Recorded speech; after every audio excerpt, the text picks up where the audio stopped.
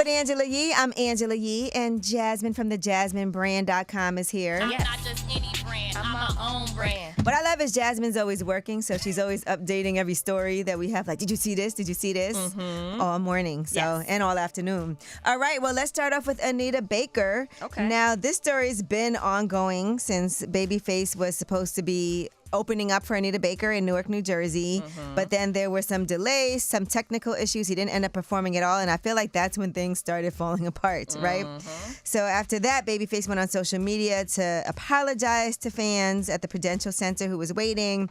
He said, I was asked not to perform in order to give Ms. Baker her space and time to perform her show in its entirety. And look, an explanation is necessary. Sometimes fans think it's your fault. You chose not to perform. You just didn't show up. Right. So I can understand that.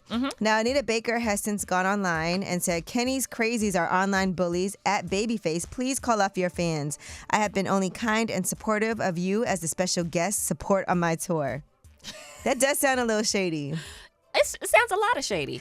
And then she said he hates Beyonce as well. No, now you're going too far. Now. How Beyonce get into I it? highly doubt that Babyface hates Beyonce. And if he did, he would probably not tell her. That has nothing to do with anything, okay? Right. All right. She's trying to get the fans to pivot and go on him, probably. So then she has recently posted, and she hashtagged herself, #Anita Baker, after silently enduring cyberbullying, verbal abuse, and threats of violence from the fan base of our special guest support act.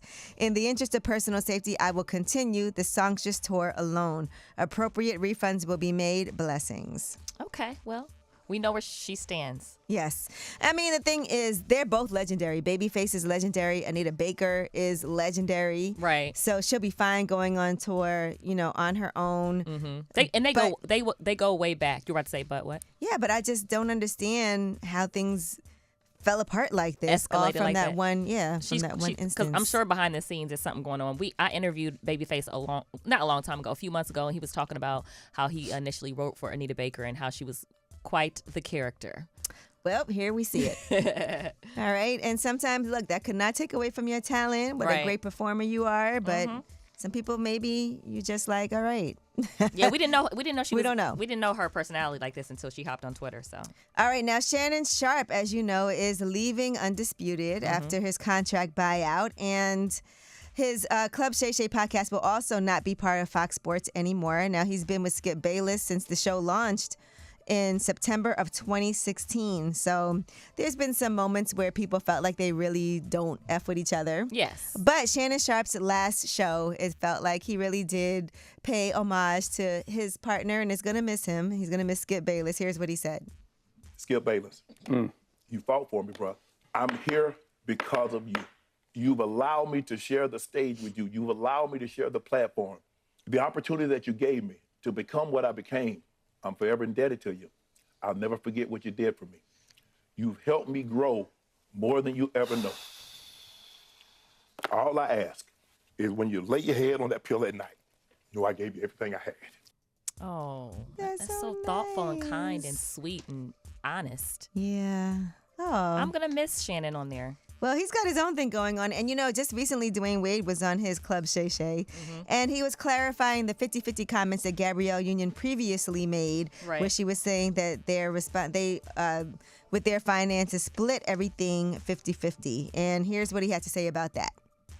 First of all, let's say I have 20 to 50 responsibilities. Right. And my wife have 20 to 50 responsibilities. You know what she does? Right. She pays 100% of that. Right. You know what I do? I pay 100% of my life. We decided together, because I think I said one time we was in Miami, I said something about it being my house that I paid for.